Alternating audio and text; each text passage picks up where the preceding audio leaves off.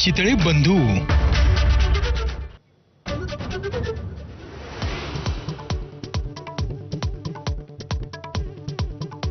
अंबरनाथमध्ये भर दिवसात तरुणीवर धारदार शस्त्रानं वार करत हत्या. शिवाजीनगर पोलिसांकडून हल्लेखोराचा तपास सुरू.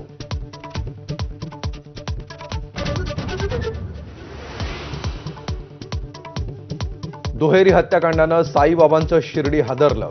संस्थांच्या 2 कर्मचाऱ्यांसह तिघांवर प्राणघातक हल्ला. दोघांचा मृत्यू तर एक गंभीर. तासाभरातल्या 3 घटनांनी शिर्डीत खळबळ. एक संशयित ताब्यात.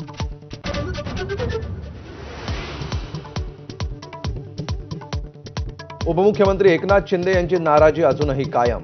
मुख्यमंत्र्यांच्या बैठकीला मारली दांडी आणि स्वतः बोलवलेली नगर विकासाची बैठक केली रद्द. गेल्या आठवड्यात कॅबिनेटलाही ऑनलाईनच उपस्थिती लावली होती.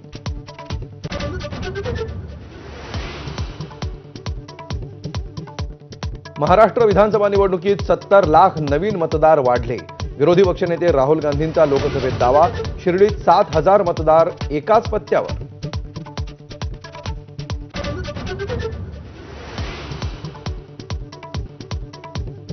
चंद्रपूरचा बीड होऊ द्यायचा नाही. डीपीडीसीमध्ये सुधीर मुनगंटीवारांचं वक्तव्य. वडेट्टीवारांच्या आक्षेपानंतर मुनगंटीवारांची सारवासारव.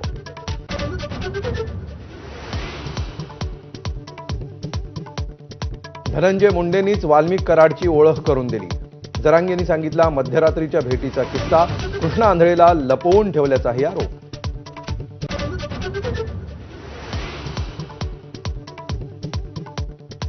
धनंजय मुंडेंविषयी उद्या मोठा गौप्यस्फोट करणार. अंजली दमानी यांचा इशारा.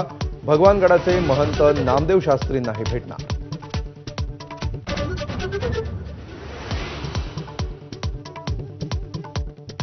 शिवसेना जोडायची वेळ आली म्हणणाऱ्या संजय शिरसाट यांचा यू टर्न. एवढा दुरावा आलाय की पुन्हा एकत्र येणं अशक्य. शिरसाटांचं नवं वक्तव्य.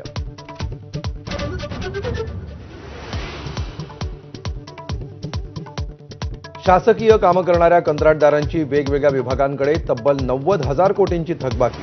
राज्यातील कंत्राटदारांचा पुन्हा एकदा काम बंद आंदोलनाचा इशारा.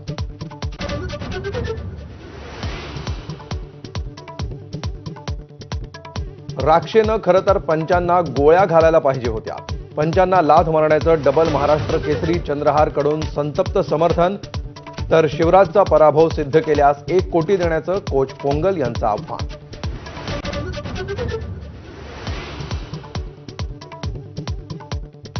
प्रयागराज महाकुंभ मेळ्यामध्ये आज अमृत स्नानाचा योग. 5 कोटींपेक्षा जास्त भाविक अमृत स्नानासाठी जमण्याची शक्यता.